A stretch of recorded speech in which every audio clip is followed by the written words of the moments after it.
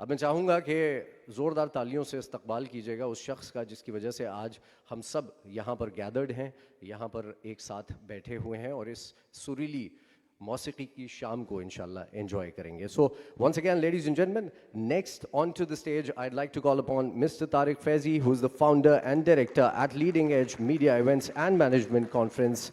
He's also the General Secretary at Urdu Press Club International that handles all the stars associated with Urdu. General Secretary at Media Research Academy. He's also the Editor-in-Chief at Urdu Daily Jadid Post. He's the founder of Adbi Dunya, which is a YouTube channel for Urdu Adab.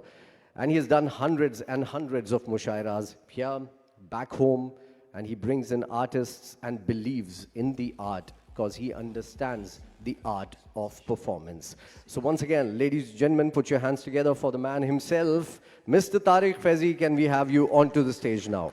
आदाब. तलत अजीज़ साहब, आप ख़ुद गुलूकार हैं और आप उस्ताद के बारे में बहुत अच्छी तरह से जानते हैं. उस्ताद हुसैन बख्श साहब की नज़र ये शेयर कर रहा हूँ कि हम फलक के आदमी थे, साकिनाने क़रिए महताब थे. हम फलक के आदमी थे, साकिनाने क़रिए महताब थे. हम तेरे हाथों में कैसे आ गए, हम तो बड़े नायाब थे. हम तेरे हाथों में कैसे आ गए, हम तो बड़े नायाब थे.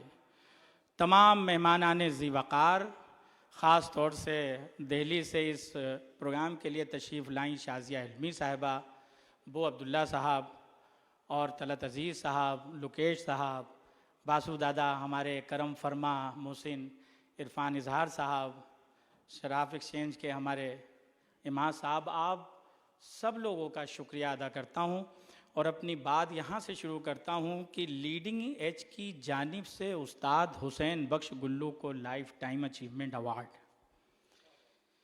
एजाज़ की अहमियत इस बात से हमेशा साबित होती है कि वो किसके पास गया और किस हकदार के हक में उसने गवाही दी और किस तरह उसने अपने वजूद को हमेशा के लिए एक नाकाबिले फरामोश शाहकार की शक्ल में तब्दील कर लिया.